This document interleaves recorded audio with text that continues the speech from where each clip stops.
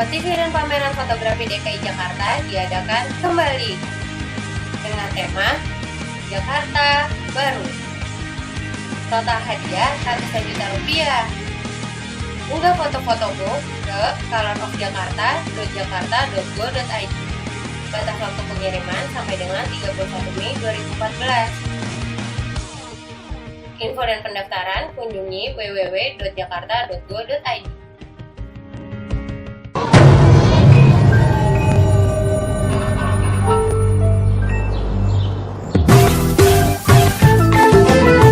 Jaga kebersihan. Hari gini buang sampah sembarangan. Udah tahu sampah biang masalah, buang sampah pada tempatnya lah. Iya, kalau bukan kita siapa lagi? Ayo kita buat Jakarta jadi bersih.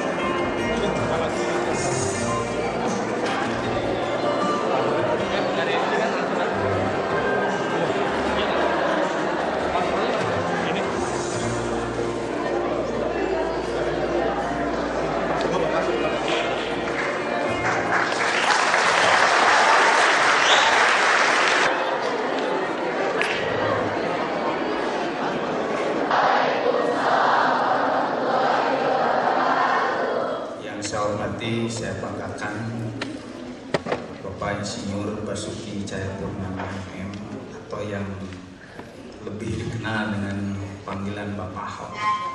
Beliau sudah ada di hadapan kita sebagai Wakil Gubernur DKI Jakarta.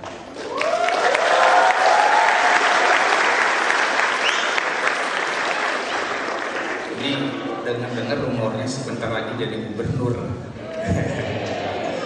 Anak sekalian, Bapak dan Ibu yang saya hormati, syukur alhamdulillah kita panjatkan puji dan syukur kehadirat Allah SWT. Alhamdulillah pada siang hari ini kita bisa berkumpul di ruang pertemuan kantor Gubernur DKI Jakarta. Bapak Wakil Gubernur yang saya hormati, dalam kesempatan ini kami rombongan dari SMA Negeri 1 William Kabupaten Bogor, kurang lebih kalau dari Jakarta sekitar 70 kilo atau 80 km. Kami membawa 335 siswa kelas 10 atau kelas 1 dan 21 orang guru pembimbing. Maksud dan tujuan kami datang ke sini tentu ingin belajar. Pertama, ingin belajar bagaimana menjadi orang sukses seperti Bapak.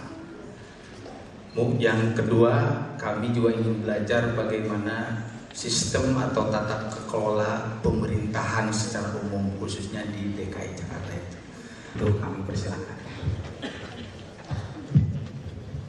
terima kasih yang saya hormati Pak Agus dan para pengajar yang lain, juga seluruh anak-anak yang hadir. Selamat datang ke Balai Agung.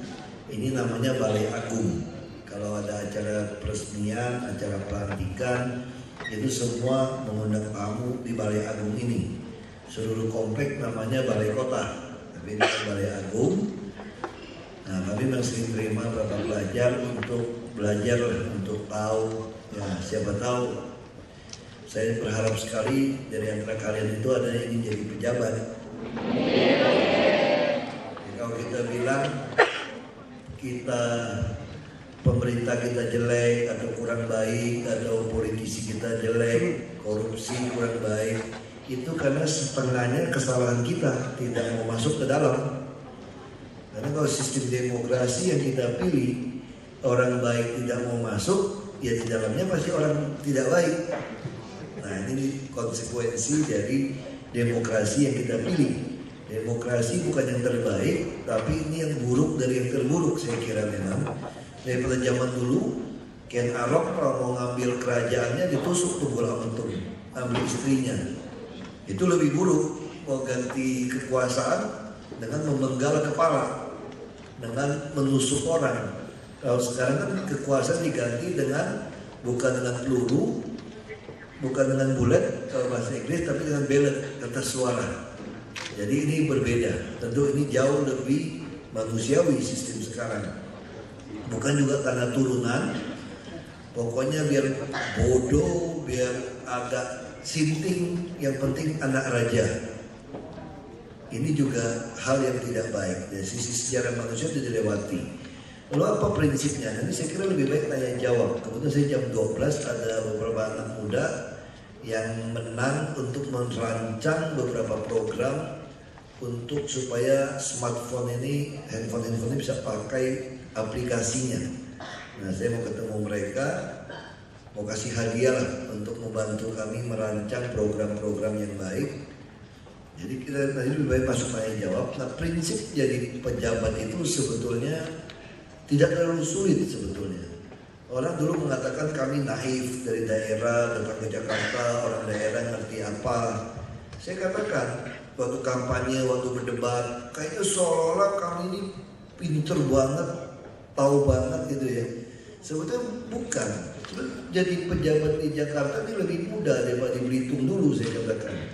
Kalau di Belitung, saya ketemu 10 orang, 8 orang pendidikannya di bawah saya. 2 orang sama dengan saya, rasanya universitas saya juga lebih baik dari dia, seperti itu. Tapi kalau di Jakarta kita ketemu 10 orang ini lebih pintar dari saya. Jadi kalau kita bergaul, berteman sama orang pintar, lebih pengalaman, kita jadi pintar.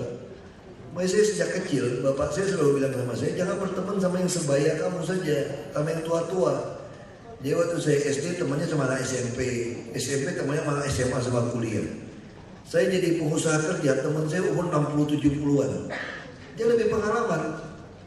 Nah, di sini juga beda. Kalau kita ingin tahu sesuatu bisa tentang banjir, gimana sistem atasinya, undang saja Profesor A misalnya. Bisa dari luar negeri, bisa dari dalam negeri, lalu dia jelaskan sistemnya. Kita dengarkan saja. Habis dengarkan, undang Profesor B. Kita pinjam ilmu Profesor A tadi untuk berdebat sama Profesor B. Kalau kita kalah, kita mulai bingung, ini Profesor A apa B yang benar, kira-kira gitu kan. Nah, kalau udah bingung, gampang juga. Undang kembali beliau itu berdua. Waktu datang berdua, undang lagi Profesor C dan D. Bila pula ada Profesor E. Lalu biarkan beliau-beliau itu berlima berdebat depan kita. Lalu kita dengerin. Nah, itu ibarat kalau belajar di ilmu perguruan silat, kita dari 5 perguruan. Lebih pintar kita lama-lama kan. Kita dengarkan, jadi masalahnya apa? Nah, lalu untuk menentukan mana yang benar mana salah bagaimana? Untuk membuat keputusan. Karena profesor saja kadang-kadang bertentangan keputusannya. Nah, kita balik lagi ke tujuan kita. Tujuan kita jadi pejabat itu apa? Nah, saya sederhanakan. Gampang juga tujuan tugas kerja pejabat. Membuat penuh otak, perut, dan dompet rakyat. Hanya itu tugas pejabat.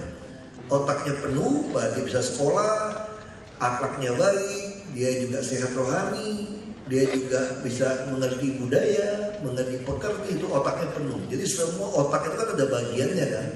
Ada otak masih seimbang, yang seni di sebelah kiri, yang belakang. Nah, jadi semua otaknya penuh. Perut penuh artinya apa? Ya sehat, bisa makan banyak kita. Nah kalau dompet penuh, semua udah tahu. Anak kecil 5 tahun pun ngerti dompet penuh. Bisa belanja, bisa beli, daya belinya ada. Jadi tugas pejabat hanya itu, membuat penuh otak, perut, dan dompet rakyatnya. Lalu dalam menjalankan tugas bagaimana? Dia harus tahu tugasnya adalah mewujudkan keadilan sosial bagi seluruh rakyat Indonesia. Istilah kelima Pancasila. Tugasnya adalah membawa keadilan sosial.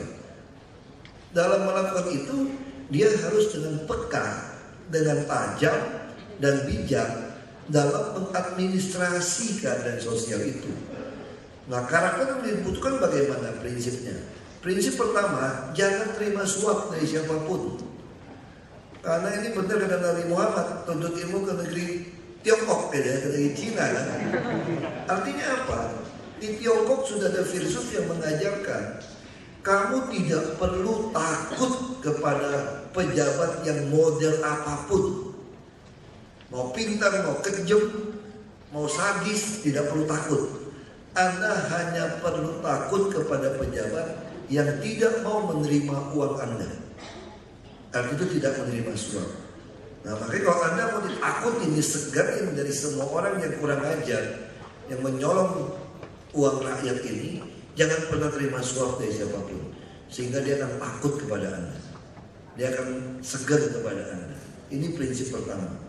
Prinsip kedua adalah jangan pernah takut kepada konstituen, kepada pemilih Anda. Karena begini, kalau saya lihat Pak Agus punya murid begitu banyak, saya harus baik-baikin Pak Agus supaya saya dipilih dari Pak Agus. Kan satu orang satu suara kan. Mau profesor, mau yang agak mabok-mabok, sama saja satu suara. Yang tidak sekolah maupun yang sekolah sama juga. Kaya miskin sama. Nah Pak Agus punya murid banyak, wah ini minimal saya mesti dekat-dekat ini supaya waktu pemilihan Pak Agus bisa menggerakkan orang. Kira-kira gitu kan. Yang terjadi adalah bagaimana kalau Pak Agus punya kepentingan, minta proyek, minta ini itu yang melanggar peraturan.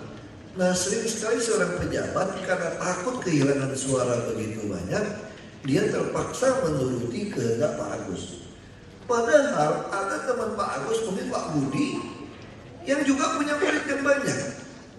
Kalau saya takut kepada Pak Agus karena pemilihnya banyak, bagaimana kalau Pak Budi juga minta? Kalau saya ikut kepada Pak Budi, apakah Pak Budi dan Pak Agus tidak memiliki kepentingan berbeda? Kalau berbeda, saya akan kehilangan salah satu juga kan. Nah karena itu jadi pejabat jangan dipusingkan oleh konstituen yang minta macam-macam. Anda hanya perlu taat kepada konstitusi. Dasar konstitusi kita jelas, Pancasila, Undang-Undang Dasar 45 dan Undang-Undang Peraturan Pemerintah, ada Peraturan Presiden, ada Perda. Ini adalah hierarki dari sebuah konstitusi. Kita hanya taat kepada itu. Kita juga gak bisa membela seseorang karena seagama. Seagama yang mana? Islam saja ada Syiah sama Sunni. Nabi Muhammad mengatakan ada 72 di akhir 72 perbedaan aliran kan kalau salah. Saya sekolah Islam SD sampai SMP. Ini saya tahu banyak. Nah, saya harusnya bisa ngaji sebenarnya, ikut MTQ. Cuma di tempat saya itu agak sempit pemikirannya. Waktu habis guru agama saya mengatakan habis sholat Isya, nanti datang belajar ngaji gitu ya, belajar Al-Quran. Katanya kafir nggak boleh masuk masjid, keluar katanya. Ya sudah, saya bebas tulisan Arab. Kalau 10 soal, 3 Arab, kan biasa 3 Arab 7 yang biasa gitu, Islam segala macam. Makanya pelajaran agama Islam di SMP saya paling bagus karena bebas tulisan Arab. Curang gitu kan. Jangan 7 hitung 10. Nah itu keuntungannya gara-gara ada yang sempit pemikiran tentang konsep agama. Nah di dalam agama Kristen pun, saya Kristen, kita bisa ada beda Advent, ada beda yang Kristen juga alirannya begitu banyak. Apa Kristen Protestan, banyak sekali alirannya. bisa di ruko pun bikin gereja. Karena terlalu banyak aliran dan nggak bisa sama. Saya nggak cocok dengan beberapa aliran. Kitabnya sama. Nah kalau kita menggunakan kitab ini, menafsirkan ini, memaksakan kepada orang lain, apa berhidup bernegara ini apa nggak kacau balau? Bisa kacau balau. Makanya dalam menjadi seorang pejabat, patokan saya adalah konstitusi. Ayat konstitusi yang dibuat berdasarkan ayat suci itulah menjadi penghubung kita sebagai warga negara yang memiliki keragaman suku, agama, dan ras dan budaya. Nah kita bisa ketemu. Kalau tidak nggak ketemu, sama adik saya ini bisa nggak ketemu kok. Dia alirannya agak beda sama saya, kira-kira gitu. Kita bisa bunuh-bunuhan gara-gara agama. Itu persoalan kita. Sejarah sudah membuktikan sampai hari ini masih banyak saling membunuh hanya karena menafsirkan ayat suci. Salah tidak? Saya tidak berani menghakimi. Ini urusan di akhirat, Tuhan yang menentukan. Tapi kalau dalam bernegara, supaya negara kita hidup nyaman, kita harus tertib. Kalau tertib harus taat konstitusi. Itu syaratnya. Konstitusi ini dirancang oleh pendiri negara ini, dirancang dari orang berlatar belakang budaya, suku, agama berbeda. Itulah untuk mempertemukan kita. Jadi ketika perbedaan pribadi, kepentingan pribadi, perbedaan suku, ras, bahasa, budaya itu ditemukan konstitusi yang menyelesaikan. Karena konstitusi bersifat umum. Tidak ada orang yang takut bahwa konstitusi akan merugikan sekelompok orang. Tidak akan pernah terjadi. Tidak akan pernah terjadi kalau mengatakan taat konstitusi menguntungkan sekelompok orang. Tidak akan terjadi. Karena konstitusi. Tidak mungkin saya taat kepada Undang-Undang Dasar 45 dan Pancasila akan menguntungkan sekelompok orang turunan Cina. Gak bakalan. Kalau ada mengatakan sekelompok pengusaha turunan Tionghoa yang kurang ajar, yang ngemplang, itu kan ada kerjasama dengan pejabat yang notabene juga lebih banyak bukan turunan Tionghoa, sama-sama nyolong baru bisa. Kalau saya kata tangan nggak mungkin nanti bisa nyolong kuat kan. Jadi kalau mereka taat pada konstitusi tidak mungkin. Nah ini prinsip kedua. Jadi prinsip pertama tadi jelas, jangan terima suap dari siapapun. Cukupkan diri kita dengan penghasilan kita. Baru dia bisa takut sama kita. Yang kedua, kita taat kepada konstitusi bukan pada konstituen. Yang ketiga, biasa orang suka tiga gitu. Yang ketiga, jangan pernah takut mati. Kenapa jangan pernah takut mati? Karena kalau kita ditakdirkan mati, mati nggak hari ini? Mati juga. Kalau kita takut mati jadi tidak mati, saya mau takut. Tapi kalau takut juga tetap mati, ya udah apa takut? Ya pasrah saja. Ya kan berserah diri saja. Itu kan Islam kira-kira gitu ajarannya. Ya kita berserah diri.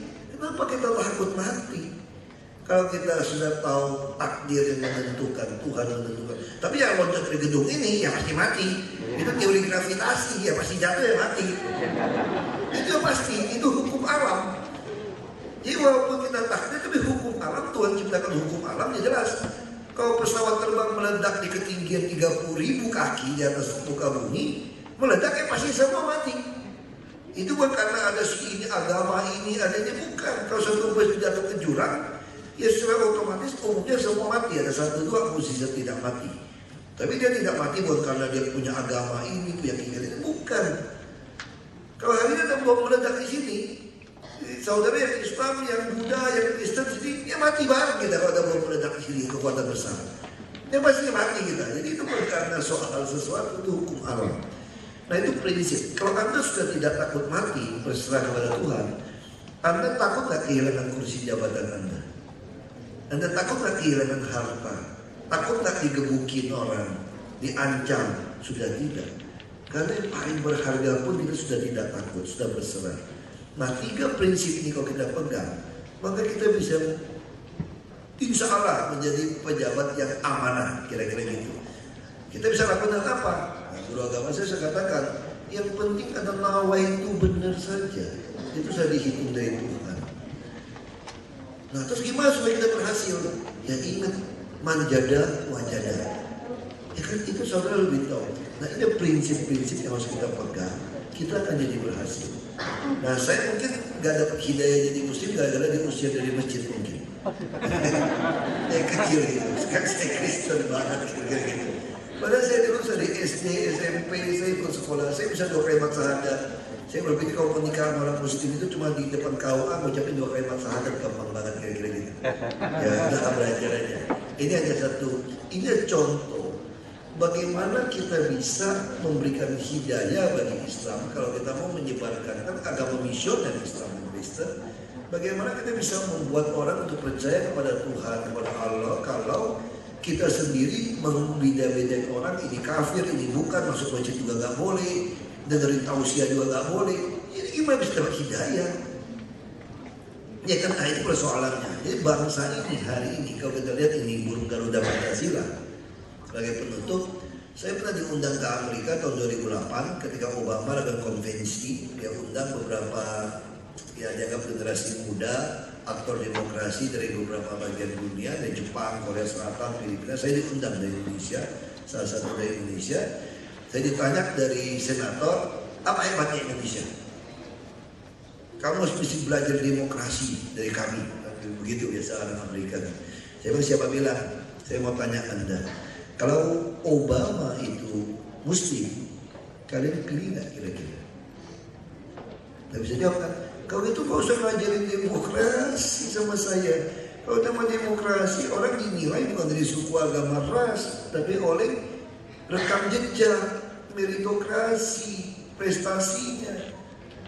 Saya bilang, kalau itu kalian mesti belajar demokrasi sama kami, orang Belitung Timur. 93% Muslim pilih Ahok jadi bupati. Jadi nggak usah ngajarin saya belajar sama Amerika. Kalau dia panas dong, ini sama dong, sejarah dong. Panas dia. Dia udah panas nih. Terus yang kedua, dia tanya lagi, gimana soal jaminan sosial buat rakyat Anda? Kalau kami di sini, kalau di telepon 119, 911, tidak lebih dari 10 menit sudah sampai di tempat. Kalian gimana bangsa kalian mau maju? Jaminan kesehatan semua nggak ada, pensiun nggak ada. Saya bilang, dengar dulu, itu yang saya lagi mau buat. Kalau kami pensiun 150.000 sudah cukup. Kalau orang tua kami pensiun, asal ada jaminan kesehatan. Kenapa? Dia punya 5.000 bisa hidup sosial. Harga deh 150.000, kira-kira $15 sebulan. Mana bisa? Nah, saya tanya, kalau orang Amerika penghasilan $100 per hari, itu kaya apa miskin? Itu orang biasa. Sopirnya dapat 5.000. Nah, itu persoalan bangsa Anda. Kalau rakyat kami punya penghasilan tetap $100 di kampung, kredit motor, saya bilang. Bisa nyangkul, mancing gitu kan? Ada sawah, ada ladang. Jadi beda, itu keunggulan bangsa kami, saya bilang. Nah, terus apa lagi? Aku sengaja panas-panasin dia. Lihat nih burung Garuda Pancasila. Lihat burung elangnya kamu. Jadi burung elangnya Amerika mirip-mirip kita. Dia juga ada Pita Bhinneka Tunggal Ika. Pita Bhinneka Tunggal Ika itu dia pakai bahasa Latin, I pluribus unum. Kalau kita Bhinneka Tunggal Ika bahasa Sanskerta. Sama. Tapi saya bilang Amerika kurang gentleman dibandingkan pendiri negara kami. Tambah panas dia. Dengar dulu, jangan marah gitu loh. Pendiri negara kami sadar betul Pita Bhinneka Tunggal Ika mau diletakkan di mana. Kalau Amerika itu digigit di paru burung elangnya. Kalau digigit di paru burung, kalau mau makan, dia buka gak? Lepas tuh burung. Makanya kamu tuh agak pragmatis, mau makan dibuang itu Bhinneka Tunggal Ika. Ya? Kalau bangsa kami, saya bilang, digenggam erat. Seperti anak muda kami suka bicara. Bingung nih gue, pegangan kalau bingung. Kira-kira gitu. Jadi pendiri negara ini sadar betul kalau Pita Bhinneka Tunggal Ika hilang, burung Garuda kita bingung nggak? Nggak ada pegangan. Jadi kami lebih gentleman daripada bangsa Anda sebetulnya. Tinggal tunggu aja, satu hari burung Garuda Pancasila kami pasti ngalahkan burung elang kami. Yang itu, terima kasih.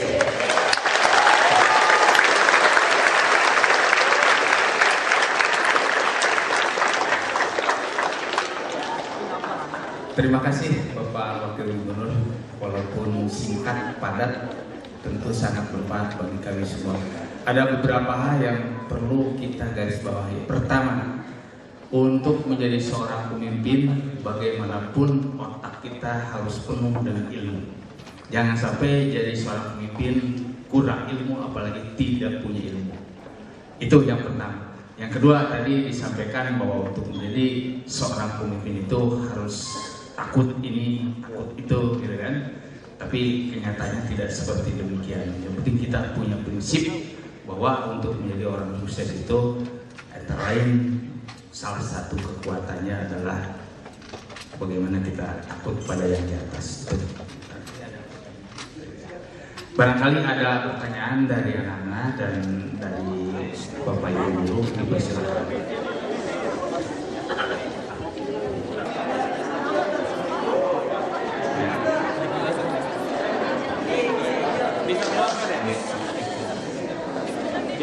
Suruh ke depan aja. Maju. Tolong disebutkan. Siang Pak, sebelumnya nama saya Nurul Selina dari kelas 10 IPS 1. Maaf, sebelumnya saya ingin bertanya di luar konteks yang Bapak sampaikan. Kalau menurut Bapak, macet di Jakarta ada opsi penyelesaiannya atau tidak? Soalnya macet di Jakarta sudah jadi crucial problem terbesar di Jakarta. Terima kasih.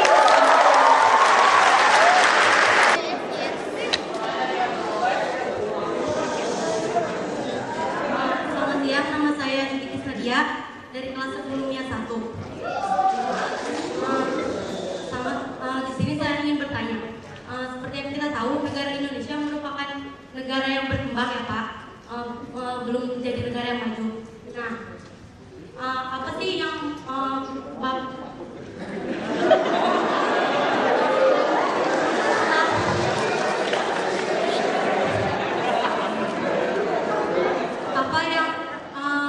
belum Bapak lakukan untuk menjadikan Indonesia sebagai negara yang maju?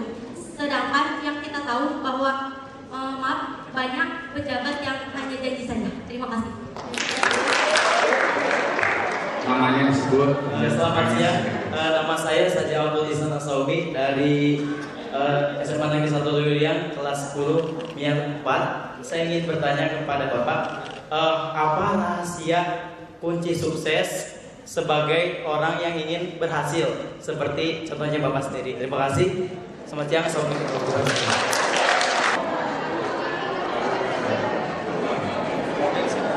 Silakan. Selamat siang Bapak yang sangat kami cintai.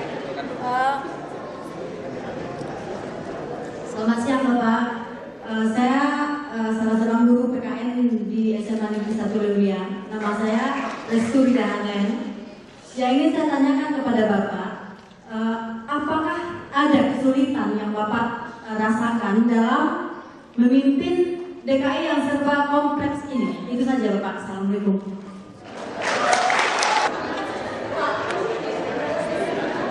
Assalamualaikum warahmatullahi wabarakatuh. Nama saya Dina Kamarani dari 10 IPS 3. Bapak, kan kata Bapak ini dapat mensejahterakan dompet rakyat. Kenapa keuangan di Jakarta ini banyak pengangguran, kemiskinan, sekolah juga kan maksudnya apa ya?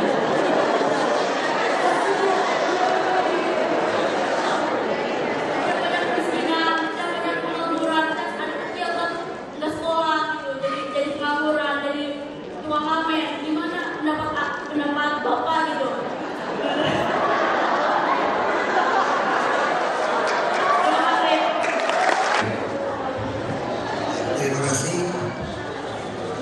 Macet ada solusi nggak? Di dunia ini tidak ada masalah yang tidak ada solusi sebetulnya. Tinggal sekarang kita mau memilih, tinggal hitung mana yang manfaat mudaratnya dihitung. Kira-kira seperti itu. Kita tinggal ukur. Misalnya soal macet, kita sudah punya pola transportasi makro. Seluruh dunia itu harus berbasis rel kereta. Jadi bagaimana teorinya memindahkan orang dari kendaraan pribadi yang hanya dipakai 1-2 orang ke kendaraan yang bersifat umum, massal. Nah, yang massal yang angkut paling banyak ya bersifat rel kereta. Nah, ini kita lagi usahakan secepat mungkin menyelesaikan MRT dan penambahan rute kereta api. Kalau kereta api dibuat tiap 1 menit sanggup PT Kereta Api. Masalahnya macetnya berapa lama orang nunggunya. Kalau tek tiap 1 menit gak berani lewat juga kita kan. Nah itu masalahnya. Nah waktu dekat bagaimana caranya? Ini semua sudah ada teorinya. Sambil nunggu yang bersifat mass rapid transit berbasis rel kereta ini, kita membangun yang berbasis bis. Busway itu adalah bis rapid transit. Di seluruh dunia juga pakai. Nah sampai menunggu ini tentu kita juga berharap ada pembatasan kendaraan. Dan kendaraan yang dibatasi itu tidak mungkin dilakukan kalau Anda tidak menyediakan alternatif. Makanya kalau kita bilang kalau Anda masuk harus bayar, kita kenal dengan ERP, Electronic Road Pricing. Orang masuk harus bayar, ini dalam rangka teorinya tiap ruas jalan, satu ruas jalan itu 1 jam hanya boleh maksimum dilewati 1.500 kendaraan. Kalau lebih dari itu sudah kecepatan pasti di bawah 40 km per jam di tengah kota. Nah itu harus dihitung. Kalau gitu caranya gimana? Ya dinaikkan.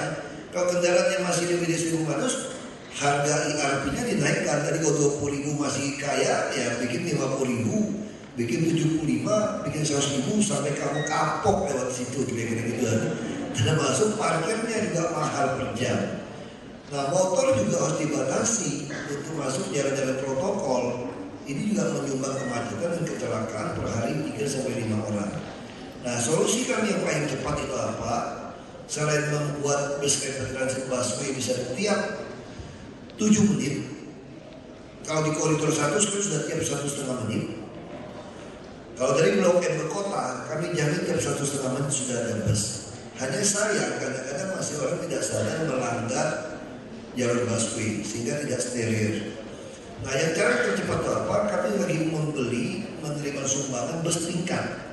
Nanti Jakarta di seluruh koridor yang utama, bisnis, tempat wisata, mall, itu akan dilayani di sisi kiri oleh bus tingkat gratis. Tiap 10 menit lewat. Sehingga motor tidak boleh dilewati di situ, orang akan naik bus.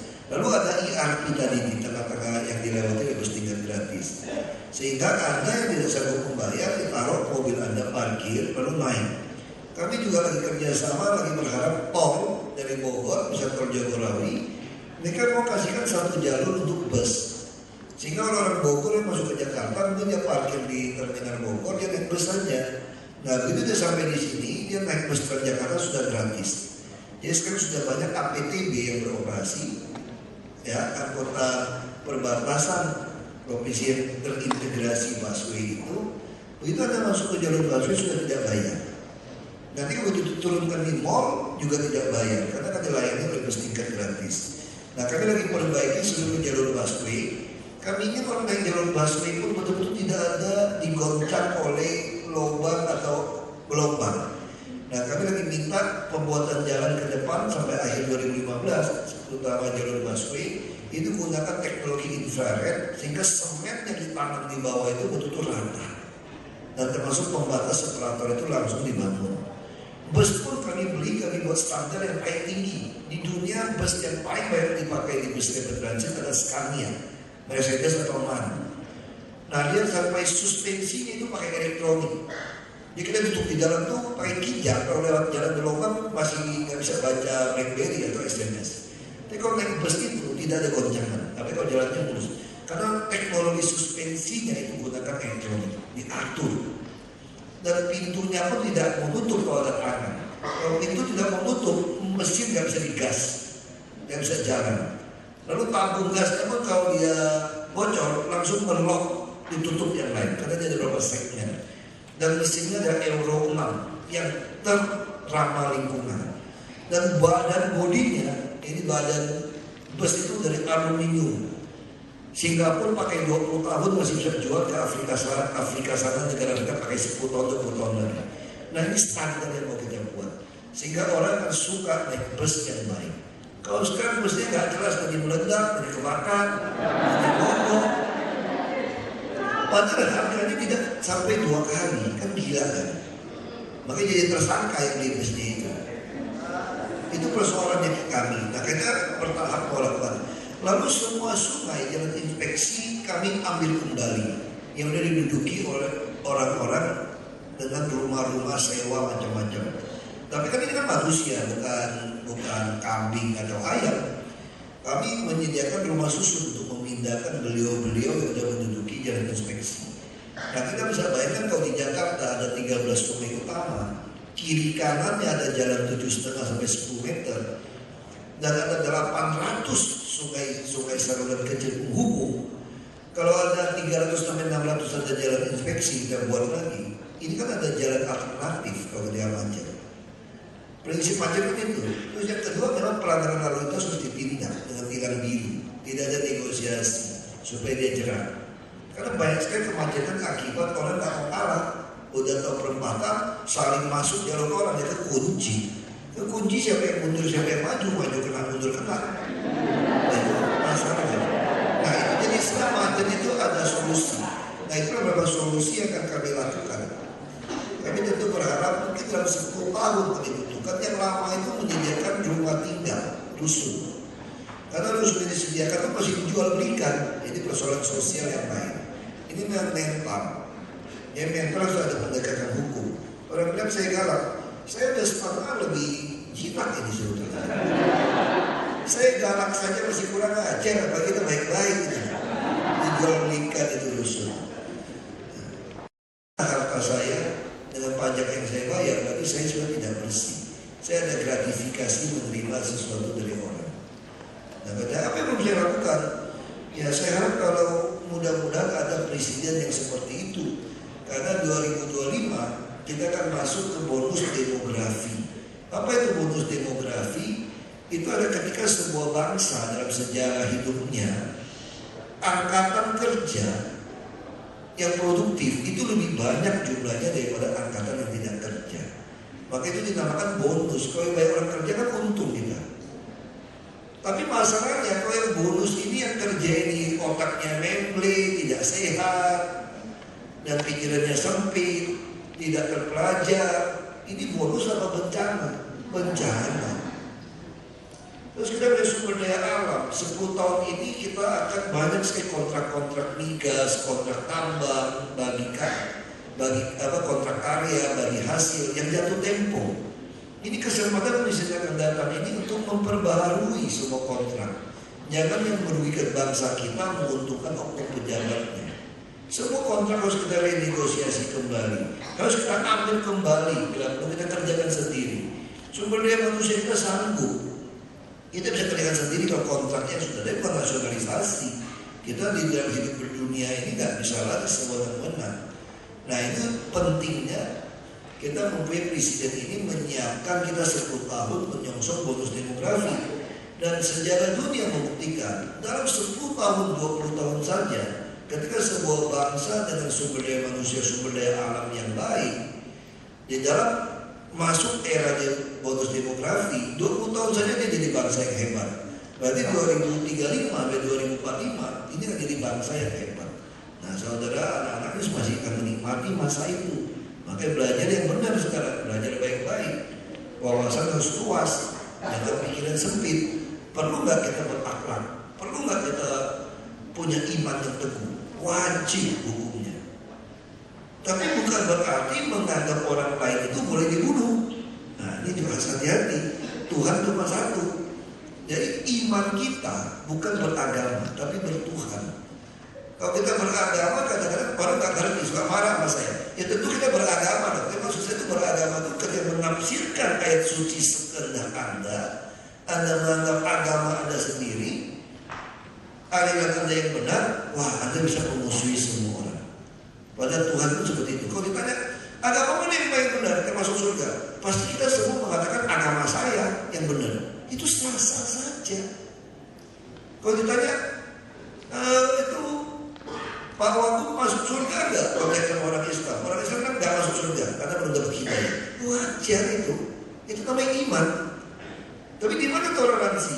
Ketika kita sadar dia belum dapat hidayah, kita baik sama dia, itu menggambarkan gambar Tuhan yang mengasihi, mencintai semua orang.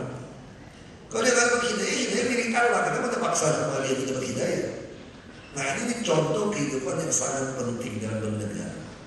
Nah saya merasa 10 tahun ini sangat ditentukan oleh presiden. Karena presiden bisa 2 periode. Kalau dia tidak bisa lakukan apa-apa, nah itu yang saya merasa saya belum berhasil lakukan dalam hidup saya. Nah, apalagi kalau nggak ada saya mau jadi presiden, itu aja. Karena tinggal nyebrang Monas sudah dekat dari Merdeka Selatan dan sampai istana. Ya, jadi itu yang saya belum lakukan. Nah, kunci sukses ingin berhasil apa? Saya kira hampir semua ajarannya sama ya.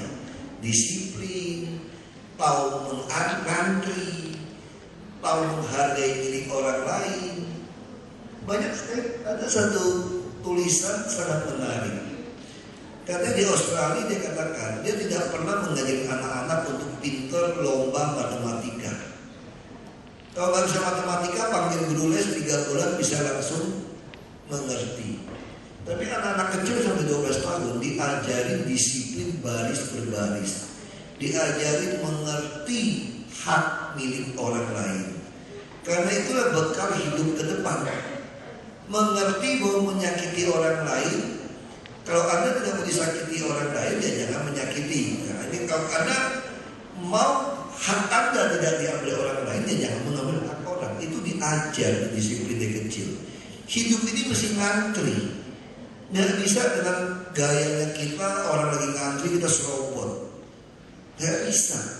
Hidup ini ada proses. Proses lebih penting. Nah ini sangat kita perlu. Disiplin. Tidak ada siapapun yang sukses kalau yang pelajari hidupnya yang hidupnya tidak disiplin. Tidak ada itu. Pasti tidak ada. Dia pasti ada waktu disiplin. Dia ateis pun, tidak sembahyang, tidak sholat pun, dia punya waktu disiplin untuk meditasi, renungkan sendiri, bicara sama nuraninya. Walaupun nuraninya tidak tahu yang nurani yang mana yang dipakai standarnya. Tapi dia ada seorang disiplin. Dia kejam pun disiplin. Mau Hitler, mau Stalin, dia kejam pun dia disiplin. Menurutnya benar. Itu soal nuraninya yang belum dimurnikan oleh firman Tuhan. Tapi dia seorang disiplin, seorang yang pegang prinsip. Sekalipun rugi. Nah sama seperti kita sih katakan Anda harus taat pada konstitusi, buat konstituen. Bisa jadi Anda tidak terpilih. Bisa jadi Anda tersingkir kursi Anda. Karena Anda tidak peduli menyogok orang segala macam. Nah inilah prinsip. Sekalipun rugi, kalau kebenaran yang kita pegang, kita tidak peduli. Sekalipun kita harus tinggal sendiri, selama ini konstitusi buat negara, kita akan berdiri sebagai seorang patriot. Ini prinsip-prinsip yang kita punya. Semua orang boleh berubah. Tapi kalau dasar negara ini saya pertahankan sampai titik darah saya terakhir. Ini adalah patriotisme.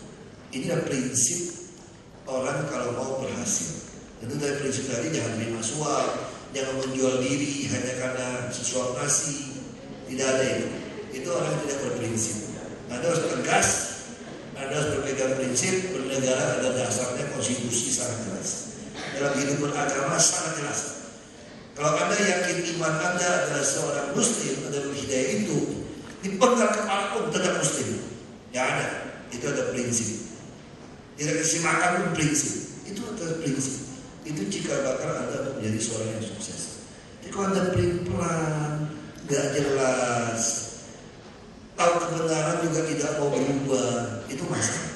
Dan tentu saja Anda harus belajar banyak. Anda harus membaca, belajar. Nah saya paling suka sampai sekarang membaca kisah-kisah Nabi. Saya ingin tahu Nabi-Nabi dulu tuh gimana sih hidupnya. Gimana sih membuat keputusan di zaman yang begitu kacau. Nah saya suka berteman sama orang yang lebih tua dari saya. Saya suka berteman sama orang yang lebih pintar dari saya. Makin berteman sama orang pintar, jangan minder. Berteman sama orang bukan cakap fisik, bukan. Banyak orang itu cakap dari budi pekerti, gaya ngomong. Nah, saya lebih suka berteman sama mereka. Ini akan membuat saya berubah. Karena pergaulan yang buruk, yang bodoh, itu merusak kebiasaan yang baik. Kalau nggak percaya, coba lihat di toko buah. Kalau ada satu peti buah-buahan datang, ada satu buah yang busuk, pasti si pemilik toko langsung ambil dibuang yang busuknya. Sayang dong satu. Masa sih ada 99 buah yang segar gak bisa bagusin satu yang busuk, nggak bisa. Yang ada yang satu busuk bisa membuat seluruh peti jadi busuk. Maka pergaulan yang buruk itu akan merusak kebiasaan yang baik. Nah, kita harus bisa berteman dengan orang yang baik, yang lebih pintar. Ini harus seperti itu. Yang pintar jangan pelit juga, mesti mengajari ilmunya pada teman-temannya yang kurang. Tapi bukan mengajarinya ketika lagi ulang umum. Itu namanya nyontek, bukan baik hati. Itu berarti tidak taat kepada aturan. Jangan atas nama setia kawan bagi soal, itu nggak benar itu. Ya, jadi kesulitan dalam pimpin DKI yang konkretnya apa? Waktu kami menjawab ini orang marah sama kami, Bu. Kami katakan itu tidak ada masalah yang apapun di DKI karena semua persoalan sudah lengkap kajian. Semua kajian universitas terkemuka dari badan-badan dunia lengkap, solusinya lengkap. Lalu apa masalahnya? Berani nggak Anda eksekusi, memutuskan? Karena setiap keputusan yang Anda ambil akan merugikan kepentingan sekelompok orang. Anda mengambil kembali jalan inspeksi, ada preman-preman yang udah nyewain di rumah-rumah. Kamu bisa diancam. Nah, jadi caranya gimana atasi itu? Ya jangan takut tadi. Kalau tidak, apa kesulitan paling besar dari memimpin DKI? Saya jawab, kami sendiri. Kenapa kami sendiri? Kami bisa tergoda. Kalau disuap dapat 100 miliar, kalau 100 miliar deposito di bank, tiap bulan kira-kira 500 sampai 600 juta. Tiap bulan bunganya toh. Di DKI ini dengan dana 72 triliun, dengan properti yang triliun-triliunan, kalau kita mau melanggar peraturan, mau mengumpulkan 1 triliun saya kira tidak susah. Kalau punya deposito 1 triliun, kita punya 5 sampai 6 miliar tiap bulan. Jadi siapa yang tidak tergoda mengumpulkan 1 triliun di sini? Tidak susah jadi pejabat tinggi dapat 1 triliun. Nah, kalau kita berpikiran seperti itu, ya itu kesulitan membuat tidak berhasil. Nah, kesulitan kedua, kalau kami sendiri juga, kenapa? Kalau Anda tidak mau terima uang, nanti kan ada kepentingan orang yang Anda berhadapan. Pada pepatah Tiongkok bilang begini, 1000 musuh, 1000 teman masih kurang, 1 musuh sudah kebanyakan. Tapi kalau Anda mau melakukan pembenahan, melakukan reformasi, menjadi seorang reformator, reformasi kan memperbaiki yang salah, dikembalikan ke yang awal, yang benar. Itu definisi reformasi. Kira-kira Anda menabrak semua orang nggak kira-kira yang punya kepentingan? Ditahaplah. Itu artinya Anda bisa menciptakan 1000 musuh tiap hari, tiap keputusan. Nah, kalau seperti itu, Anda takut mati nggak? Semua orang nggak mau mati. Karena kita doanya begitu kan, kaya raya di dunia, bahagia, panjang umur, masuk surga di akhirat. Itu begitu kan. Selamat dunia akhirat, singkatannya begitu kan. Kalau kita juga bukan orang miskin banget, punya keluarga baik, kelas menengah, makan bisa makan yang enak, mana ada yang mau mati dulu. Karena belum tahu tuh surga neraka tuh kayak apa sih. Surga tuh promosinya tuh kan baik, kita belum tahu juga kesana seperti apa. Kita percaya saja tuh. Kakek kita, orang tua siapa yang sudah pernah meninggal, kan belum pernah datang kasih tahu benar dan benar. Belum pernah mereka, maka kita percaya saja.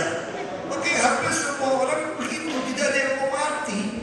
Pendeta pun ke khotbah, wah khotbahnya hebat, seolah-olah mau menyongsong surga, bahagia di surga.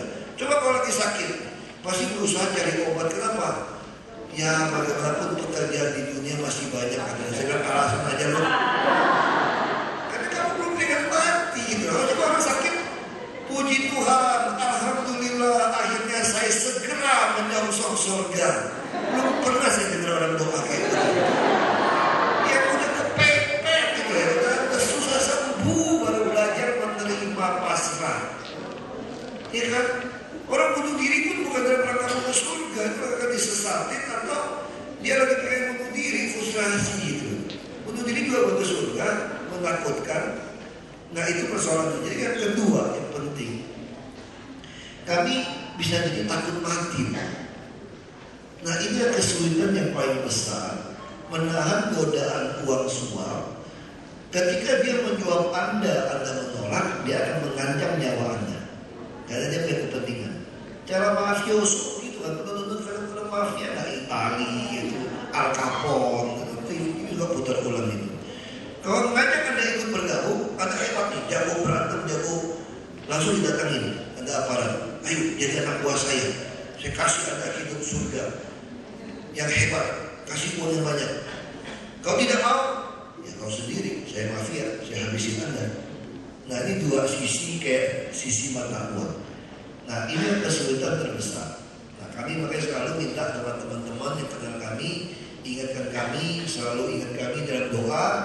Nah saya ingat itu teman-teman saya, si Iqbal yang lainnya. Ini bukan alhamdulillah Pak begitu terpilih. Itu sama-sama kita aktivis. Ini mesti istighfar 3 kali. Astagfirullah atau terpilih di sini. Karena kerjaan kompleks dan sulit. Kompleksnya apa? Bukan soal sulitnya kerjaan, soal kami sendiri. Anda harus istighfar 3 kali. Bukan bersyukur dapat jabatan ini ya, bukan alhamdulillah dan tentu kita bersyukur. Tapi kita mesti selalu ingat, mesti istighfar, selalu istighfar. Jadi kita bisa sukses, tidak terima suap dan tidak takut dibunuh. Karena dibunuh kan takdir di tangan Tuhan. Dia bisa membunuh kita pun kata Tuhan, dia nggak bisa mencabut rohnya kita. Karena manusia hidup kekal kan ada roh. Jadi dia boleh membunuh tubuh kita, tapi dia nggak bisa menghabisi rohnya kita. Maka kita selalu mesti istighfar terus supaya ingat situasi itu kesulitannya, kalau kesulitan terbesar. Terus kenapa DKI baik kemiskinan, pengangguran, pendapatnya? Oh siapa bilang kalau kamu baca laporan pemerintah, wah kamu bisa ketawa. Nah coba dengerin ya, kan udah SMA ini. Laporannya begini, kita bersyukur angka kemiskinan di DKI telah turun dari 3,6% menjadi 3,5%.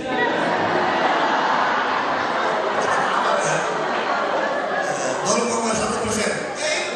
Kemiskinan cuma 3,5 kok. Kemiskinan nasional lebih besar, bisa 14%. Kita lebih kecil, kira-kira gitu kan. Kita lebih kecil dong. Tapi membanggakannya apa laporannya? Di tengah garis kemiskinan yang terpaksa naik karena inflasi, kita masih bisa menurunkan angka kemiskinan. Top down, pertanyaan saya, garis kemiskinan itu berapa rupiah sih sebetulnya? Standar yang Anda pakai berapa sih? Data yang dipakai itu 2.500 kalori. Kalau itu diterjemahkan jadi uang, kira-kira sekarang 343.000 rupiah per bulan. Jadi kalau di Jakarta kamu punya penghasilan 345.000 rupiah per bulan, Anda sudah di atas garis kemiskinan. Setuju kan? Kan gila kan? Wah, saya protes. Ini salah. Tapi hitungannya begini Pak. Berarti penipuan dong kalau begitu ya. Hitungannya begini. Nah, kalau ada yang lebih baik Pak, pakai $2 sesuai standar PBB. Oh ya oke. $1 berapa sekarang?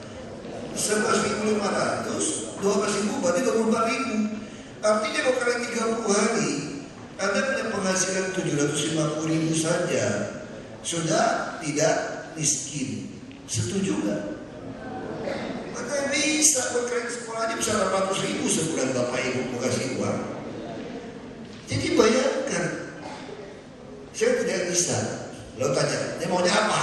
Nah maunya saya yang lebih adil, walaupun itu juga belum adil. Itu survei kebutuhan hidup layak yang kita pakai untuk menentukan UMP, upah minimum provinsi. Itu pun kenapa belum fair? Karena itu lajang. Tidak hitung orang tua, tidak hitung anak, tidak hitung pasangan. Lajang saja di survei di Jakarta 2 juta sebulan. Nah harusnya yang dihitung patokan 2 juta saya bilang. Itu pun masih belum adil kan? Kalau penghasilan di bawah 2 juta maka miskin. Nah kalau itu saya terapkan di Jakarta, yang miskin benar tadi. Yang miskin itu bisa mungkin 60% orang miskin di Jakarta. Nah, itu persoalannya. Baik kami sedang bayar BPS untuk melakukan survei ini karena tidak ada data. Kami ingin tahu siapa yang miskin, lalu kita kasih solusi. Solusi bagaimana? Yang miskin kita mau kasih bantuan kartu Jakarta Pintar. Ini kita akan mau naikkan nilainya. Kami sudah minta bantuan Bank Dunia membuat survei. Ternyata 40% orang DKI usia 16-18 tahun seperti anak-anak ini itu tidak sekolah karena nggak cukup uangnya. Bantuan kalau Jakarta Pintar hanya 240.000 nggak cukup. Mereka butuh 600-800.000. Nah ini yang mau kami tingkatkan. Kesehatan sudah membaik, sudah ada jaminan kesehatan nasional. Anda sakit sekarang pun kalau tidak masuk tinggal bayar 25.000 per bulan sudah langsung ditanggung, masuk cuci darah. Di Bogor juga sama. Kami lakukan pertama kali di DKI. Sekarang kita lebur menjadi nasional. Jadi itulah BPJS Mandiri. Tidak ada lagi alasan orang habis duit karena berobat. Cuci darah langsung beli saja BPJS Mandiri 25.000, datang ke rumah sakit ada BPJS, ada ditanggung. Ini membedakan kita dengan swasta. Nah kami yakin kasih perumahan yang tidak dijual, kalau dijual lagi dengan restribusi 5.000-6.000, kasih tempat usaha, satu generasi dia akan berubah nasib. Nah yang penting kita harus mengidentifikasi dulu siapa yang benar-benar miskin. Kalau diumumkan miskin dikasih duit, semua ngaku miskin. Kalau emasnya semua dia copot. Nah kalau di kesehatan saya sudah gampang di kesehatan. Bagaimana menentukan orang miskin yang kami tanggung asuransinya? Gampang, bukan lihat motor, bukan lihat rumah, asal mau masuk lewat puskesmas, dirujuk di rayut puskesmas rumah sakit itu, dan diopname di kelas 3, yang satu kamar tidur 10 ranjang, maka Anda pasti miskin. Kalau orang kaya nggak mau kelas 3, satu kamar mandi ngantrinya susah. Belum lagi sebelah ngerang-ngerang yang subuh meninggal lagi stres. Jadi itu cara menentukan orang miskin. Itu saya lakukan tahun 2006 waktu jadi bupati di Belitung Timur. Bukan di survei soal rumah, soal makanan. Ini ada strategi. Nah saya kira itu yang bisa saya sampaikan. Kita ada masih penasaran, tambah 2 orang yang mau tanya lagi silakan. Dua orang saja ya. Nah, ini yang nasib yang ditanya ditentukan Pak Agus beda ya. Ini yang depan 1 dan ini 1 ya. Selamat siang Pak, nama saya Dea Seviana dari SMA 1 Luliang, kelas 10 IPA 2. Saya mau bertanya, tadi kan membicarakan tentang kasus suap ya, tentang suap jangan mau, kalau jadi pemimpin jangan mau terima suap dari siapapun. Nah, sebagai yang kita tahu, kasus suap atau kasus korupsi itu seperti yang sudah menjadi budaya yang sangat buruk gitu ya di negara ini. Nah, sedangkan pemerintah sudah melakukan segala hal untuk mengatasi suap atau korupsi ini. Tapi saya mau bertanya, apakah kasus korupsi ini bisa diberantas bersih dari negara ini gitu? Jadi tidak ada yang namanya kasus suap menyuap atau korupsi atau segala macam. Nah, jadi apakah bisa hilang ataukah tidak? Kalau misalkan ada, seperti apa tindakan yang akan dilakukan? Ya, terima kasih. Bukan nama, pertanyaan singkat jelas. Nama saya Tan Ibrahim dari kelas 10-5. Saya ingin bertanya, bagaimana langkah awal kita menjadi seorang pemimpin, khususnya seperti Bapak menjadi kepala pemerintahan dan menghadapi banyak masyarakat di DKI Jakarta. Terima kasih. Jadi kita tadi menaruh harapan untuk membuat undang-undang itu di DPR. Nah di dalam tata negara kita 560 anggota DPR RI yang kompak pun tidak bisa membuat undang-undang tanpa bersama presiden. Apalagi sekarang rakyat sudah nggak percaya partai politik, makanya kacau balau, nggak ada sampai 20%. Artinya itu nggak mungkin mengharapkan dari DPR itu kompak untuk membuat undang-undang yang baik. Misalnya contoh, kita sudah meratifikasi undang-undang itu dari hasil konvensi PBB melawan korupsi. Itu jadikan undang-undang nomor 7 tahun 2006. Di situ ada prinsip illicit enrichment, ada penambahan kekayaan yang haram yang gelap. Artinya di situ ada substansi. Ketika seorang pejabat publik ditemukan hartanya tidak sesuai dengan pajak yang dia bayar dan penghasilan dan biaya hidup dia, maka itu langsung disita untuk negara dan dia tidak korupsi. Tapi sampai hari ini nggak ada siapapun berani merujuk itu. Ini persoalan kita. Makanya harapan kita sekarang kepada presiden. Karena presiden Indonesia satu orang pun dia mampu membuat perpu, peraturan pengganti undang-undang tanpa perlu persetujuan dari DPR, walaupun berlaku 1 tahun. Apa yang dia mesti buat? Ini balik lagi prinsip. Dia harus berani menggunakan teori. Kalau kepalanya lurus, bawahnya tidak berani, tidak lurus. Harusnya siapapun mau jadi bupati, wali kota, gubernur, presiden, siapapun pejabat tinggi Republik ini, dia harus bisa membuktikan asal muasal hartanya. Nah, peraturan ini nggak pernah dibuat. Nah, kalau ditanya lebih lanjut, apa yang cita-cita saya belum sampai? Saya mau buat peraturan ini kalau saya jadi presiden, supaya bisa menghasilkan orang bebas korupsi. Minimal sistem kita akan mengunci orang korupsi. Lalu peraturan kedua, kalau yang menyuap ditangkap nggak? Tidak. Kenapa? Karena Anda yang berkuasa bisa menekan yang menyuap. Kalau Anda tidak mau menyuap saya persulit Anda. Bagaimana peraturan kita kalau di luar negeri yang menyuap itu tidak pernah dihukum? Ya salah kamu. Kalau pengusaha menyuap Anda, ya salah Anda dong. Pengusaha nggak disumpah jabatan waktu jadi pengusaha. Kalau jadi pejabat kan disumpah. Kalau kamu nggak mau terima suap, kira-kira bisa nggak dia nyuap? Tidak. Tapi ada pasal yang mengatur kalau kamu mencoba menyuap saya bisa menghukum Anda, boleh. Tapi kalau saya tidak mau menyuap Anda, gimana? Nah, ya kayak pasal seperti itu, ya udah sama-sama jangan ngomong ya. Nanti kamu punya kena pasal mencoba nyuap saya. Ini bukan mencoba, udah nyuap kok. Nah, Anda bisa bikin kalau masih buat pasalnya, kan dibuat undang-undangnya. Kalau mencoba nyuap, dihukum. Tapi kalau udah terlanjur menyuap, yang nyuap nggak dihukum, yang terima suap dihukum. Fair kan? Kan bisa bikin undang-undang seperti itu. Tapi mau nggak Anda bikin? Ya tidak mau. Kalau saya suka suap bagaimana gitu kan? Nah, makanya tadi Sulaiman bilang sebuah negara runtuh karena pejabatnya suka menerima suap. Ini penyebab negara runtuh. Jadi negara hari ini bisa kemiskinan begitu besar karena akar segala masalah kita adalah korupsi. Yang bisa menyelesaikan ini adalah seorang presiden yang berani mati taat pada konstitusi dan tidak terima suap. Maka ini negara bisa jadi bangsa yang hebat. Nah, pertanyaan gimana mau jadi pejabat? Nah, ini ada teori Abraham Lincoln, presiden ke-16 Amerika. Presiden ke-16 mengatakan kalau Anda mau menguji karakter sejati seseorang, kasih dia kekuasaan. Nah, hari ini rakyat Indonesia banyak yang belum pernah mendengar teori ini. Kalian juga baru dengar kan mungkin. Tapi dalam hati itu tahu teori ini.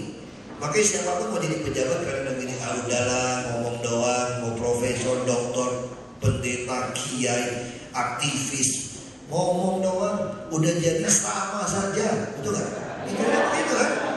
Kalau waktu mau jadi ngomong aja, pintar ngomong, udah jadi sama. Artinya apa? Rakyat sudah mengerti, Anda baru teruji kalau sudah punya kekuasaan. Nah, kekuasaan yang paling murah dan mudah diraih itu kekuasaan di mana? DPRD tingkat 2. Masa kamu udah lulus sarjana di IPB kuliah gitu ya? Orang Bogor sekeliling kamu, apa yang sekarang pakai suara terbanyak, apa yang perempuan mencalonkan diri, temanmu saja, keluargamu saja tidak mau pilih kamu, berarti kamu memang ada masalah. Karakter Anda bermasalah. Nah, kalau cuma keluarga teman pilih, DPRD tingkat 2 kan paling dikit suaranya. Mungkin 3.000 orang pilih karena suara terbanyak ikut partai yang besar sudah jadi. Nah, itu jadi anggota DPRD punya panggung kekuasaan kan. Nah, disitulah teori Abraham Lincoln tadi. Anda tunjukkan dong jangan korupsi, taat pada konstitusi, jangan takut mati, bela kebenaran. Saya jamin Anda langsung dipilih orang jadi wali kota atau bupati. Udah wali kota jadi bupati yang sama, Anda dengan mudah akan jadi gubernur. Gubernur yang sama akan mudah jadi presiden. Nah, itu karirnya. Tadi saya ada bagiin kartu nama saya ya. Nah, di situ ada website saya ahok.org. Di situ ada buku saya, buku biografi saya tulis. Ini karir terbaik bagi politisi. Kalau Anda jadi pejabat yang jujur, berhenti tidak kerja pun banyak perusahaan terbuka yang benar mau merekrut Anda kerja. Kenapa? Karena dia tahu karakter Anda. Jadi pejabat saja tidak korup. Apalagi dikerja di perusahaan yang gajinya besar. Nah, itulah modal terbesar kita adalah kepercayaan. Kepercayaan bisa didapat syaratnya harus ada rekam jejak Anda transparan. Itu cara-cara kita bisa masuk karir politik seperti ini. Saya kira itu dari saya. Kalau pejabatnya suka bilang yang benar milik Nabi, milik Tuhan, yang salah milik saya nggak suka ngomong seperti itu gitu. Ya, kalau saya yang salah, ya harap maklum saja. Karena saya memang bukan politisi yang baik. Saya hanya orang kreatif, ngomong dulu baru mikir. Kalau ada salah, ya dimaafin. Terima kasih. Terima kasih.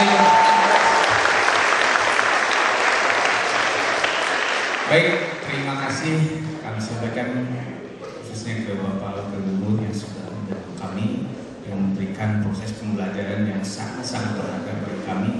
Dan ini merupakan hal yang sangat luar biasa. Oleh karena itu, aplaus sekali lagi untuk Bapak Gubernur.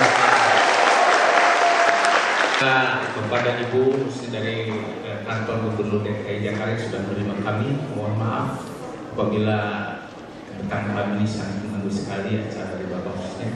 Terima kasih sekali lagi dan kita tutup pertemuannya dengan ucapan alhamdulillahirobbilalamin. Sekian, assalamualaikum warahmatullahi wabarakatuh.